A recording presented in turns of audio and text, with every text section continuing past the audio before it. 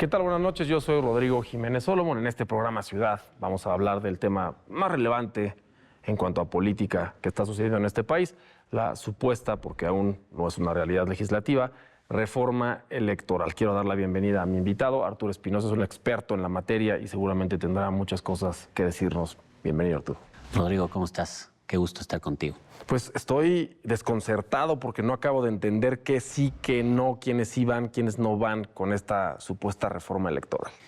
Yo creo que estamos en una situación compleja, un galimatías por todos lados, por donde lo veas. De entrada, no hay una propuesta todavía sobre la mesa. Se han hablado de algunos temas, se creó una comisión presidencial que a mí me parece que ha tenido varios errores desde su creación. Es una comisión presidencial monolítica que solo está conformada por gente del Ejecutivo, encabezada por Pablo Gómez, pero integrada por la Secretaría de Gobernación, por la Consejería Jurídica, por, digamos, puras personas que representan a la visión del Ejecutivo. Lo que quiere decir que no solo se dejó fuera a los partidos de oposición, se dejó fuera al legislativo de Morena, ¿no? Entonces, creo que este es el primer error.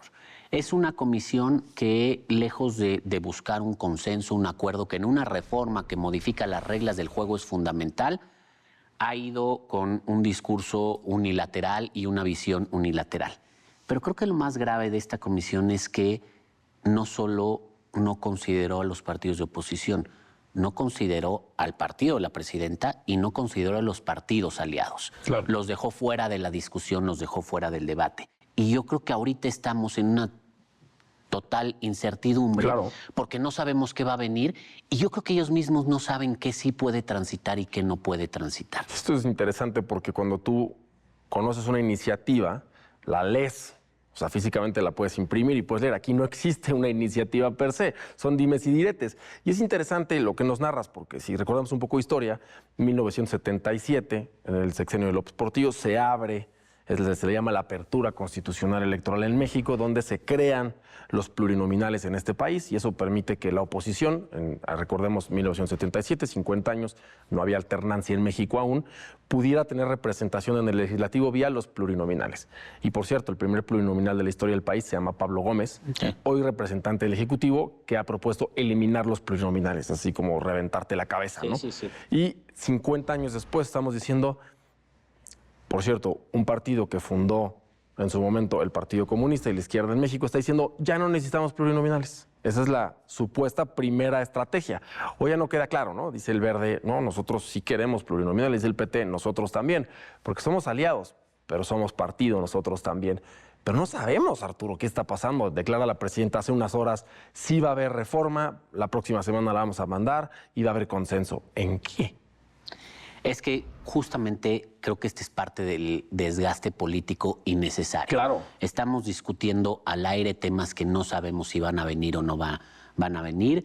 Estamos especulando sobre aspectos de la reforma que aparte son delicados.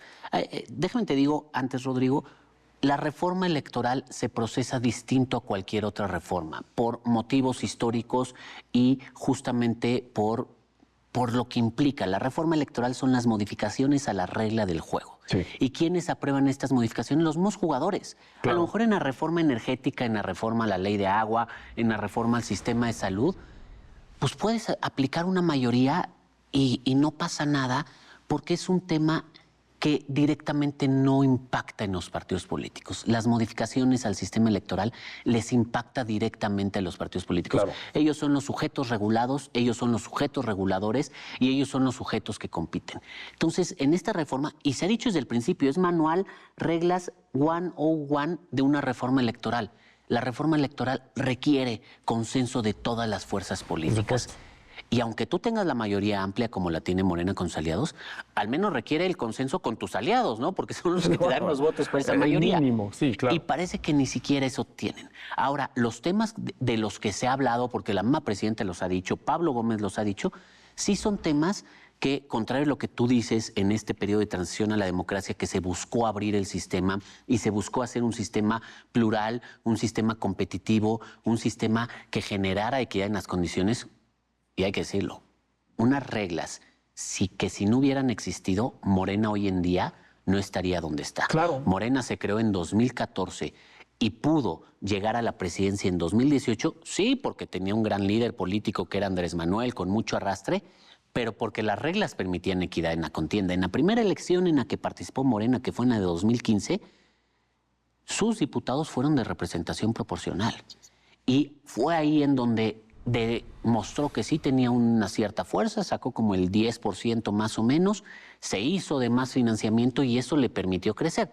Estas reglas que el día de hoy se quieren cambiar para cerrar el sistema y para generar un sistema no solo más centralista, para generar un sistema menos plural, un sistema en el que haya partidos políticos de oposición muy chiquitos, con poca representación en el legislativo, pero también partidos de oposición, digamos, con recursos muy limitados porque les quieren reducir el financiamiento. Estamos hablando de dinero y es absolutamente incoherente, Arturo, porque si regresamos a la historia, en 1996 se crea el Instituto Nacional, el Instituto Federal Electoral, el IFE, autónomo del poder. Y hay que recordar los momentos. En los años 90, a principios de los 90, se estaba negociando el Telecán. Los estados, tanto Estados Unidos como Canadá, te pedían que existiera una posibilidad de alternancia, que existiera autonomía, brindar certeza jurídica en nuestro país para que la inversión extranjera pudiera llegar. Hoy estamos en un momento similar. Se está revisando el TEMEC, que es la evolución del Telecán, y parece que vamos 10 pasos atrás, ¿no? Una reforma judicial que transformó completamente las bases del Estado de Derecho en nuestro país, que hoy no ha podido acabar de demostrar que es algo que va a funcionar. Para eso van a pasar muchos años. Y quieren hacer una reforma política, una reforma electoral trascendental para nuestro país. Y la pregunta es, ¿para qué? 2018 gana López Obrador, 2024 gana la presidenta Sheinbaum, ganan 2024 con carro completo, con las reglas como están actualmente. Ganan la mayoría de los estados, ganan la presidencia de la República, ganan casi todo el Senado, ganan prácticamente toda la Cámara de Diputados. ¿Para qué necesitan modificarse las reglas si no es para beneficiar al partido en el poder? Esto que tú dices me parece clave en todo esto. ¿Cuáles son las intenciones o las motivaciones de la presidenta detrás de esta reforma? Hay que recordar que en febrero de 2024, cuando Andrés Manuel presenta su Plan C, este juego de 20 y tantas reformas constitucionales, las cuales prácticamente todas ya pasaron, ya fueron. Esta es la única que queda pendiente. Y la reforma electoral a mí me parece que es una de las espinitas, no solo del expresidente Andrés Manuel, de Morena en general. Recordemos que Morena o muchos de los integrantes de Morena tienen un agravio en particular con el sistema electoral mexicano y con los autores electorales que viene de 2006. 2006, 20 años. Ellos siguen insistiendo que les robaron esa elección y de hecho alguna vez me acuerdo que lo dijo Andrés Manuel López Obrador, si hubiera ganado esa elección la transformación hubiera llegado antes al país, ¿no? En fin, ellos traen esa espinita, pero es una reforma que por lo complejo del procesamiento de este tipo de reformas, como te comentaba, nunca pudo lograr Andrés Manuel. El plan A se lo rechazaron, una reforma constitucional. El plan B, la Corte lo declaró inconstitucional. Este era el plan C. Y es la única reforma pendiente. Yo la única lógica que entiendo de la presidenta es que es esta. Es que es la única reforma pendiente del presidente López Obrador y ya para cumplir con ese plan es la que le falta. Ahora, es la reforma más difícil de procesar. Y por el otro lado, el timing político también me cuesta trabajo. Estamos no solo en una coyuntura interna compleja, porque es una coyuntura en la que estamos ya en antesala de las elecciones de 2027. Sí. Unas megaelecciones, ¿por qué? Porque no solo se va a renovar toda la Cámara de Diputados, se van a renovar 17 gubernaturas, se van a renovar congresos y ayuntamientos en prácticamente todo el país y viene la segunda parte de las elecciones judiciales, más elecciones judiciales en 26 estados. A diferencia de las elecciones de 2021, en donde Morena llegaba, digamos, como el retador a tratar de ganar más terreno, en estas de 2027, Morena llega a conservar lo que tiene. Claro. De esas 17 gubernaturas, 14 gubernaturas o 13 gubernaturas son de Morena actualmente. Morena tiene que buscar conservar su mayoría calificada en el Congreso, lo cual pues no siempre es fácil porque el desgaste en el gobierno. Entonces, La coyuntura interna política es complicada, más otros muchos focos rojos que trae la presidenta en temas económicos, en temas de seguridad, en otros temas. Pero además, en el ámbito internacional, pues, digamos, no hay que abordarlo aquí porque nos llevarían como 5 programas, la locura de todo lo que está pasando internacionalmente, y nosotros, como dices, estamos en antesala de una renegociación de un tratado comercial con nuestros principales socios comerciales, que no va a ser una renegociación o una negociación sencilla. Y si quieres jugar en esas canchas, pues tienes que mostrar que tienes la altura. Necesitas tener estabilidad en el Estado de Derecho, necesitas tener certidumbre y necesitas tener condiciones democráticas mínimas que garanticen que vas a tener estabilidad en el gobierno, que vas a tener gobernabilidad, no solo en este momento, a mediano y largo plazo, sino tus socios comerciales, ¿cómo vas a querer? Yo creo que el golpe de la reforma al Poder Judicial fue un golpe muy fuerte a estas condiciones del Estado de Derecho, de la certeza jurídica, la certidumbre jurídica y de la gobernabilidad. Y ahora le quieres meter una reforma que hasta tus mismos aliados dicen que no es favorable para el país, dicen que solo beneficia al partido en el gobierno. A mí me parece que no estás mandando las señales correctas, ni internamente, para la coyuntura política interna, ni al exterior en cuanto a tu estabilidad, en cuanto a tu gobernabilidad y en cuanto a tu seguridad jurídica. Parece una sátira, Arturo, si piensas 30 años atrás, 1996, la creación del Instituto Federal Electoral como una entidad autónoma, constitucionalmente autónoma. Quienes estaban atrás, a codazos, era la entonces oposición, ahora gobierno, y decían la autonomía puede implicar que haya alternancia y democracia en México, y ahora esa oposición que es gobierno hace una antítesis de la autonomía contra la mayoría. No combinan bien la autonomía y la mayoría, Arturo.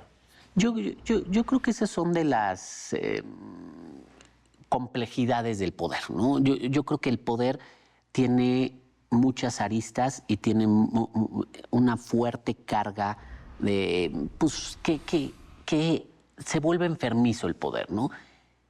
Muchas de las reglas que tú propusiste en su momento, porque fueron exigencias de la oposición, que este es otro detalle de esta reforma, es la primera reforma que no viene de exigencias de la oposición, sino que viene de una propuesta del gobierno sin que la oposición la haya pedido. Claro, es presión, es interno. Y muchas de estas anteriores, al menos 2007 y 2014, fueron exigencias de quien hoy es gobierno. Claro. Que tenían otras siglas y otros colores, es otra cosa, pero fueron exigencias de quien hoy era gobierno, concretamente Andrés Manuel, cuando alegó el fraude de 2006, y después que no alegó fraude en 2012, pero dijo que no había podido ganar porque había mucha inequidad por el gasto excesivo de quien entonces ganó la presidencia, Enrique Peña Nieto, y dijo que se necesitaban cambiar las condiciones. Y hoy en día, claro, estas reglas que en su momento ellos exigieron les incomodan y ahora quieren regresar a muchas reglas que eran parecidas a lo que había antes de esta transición.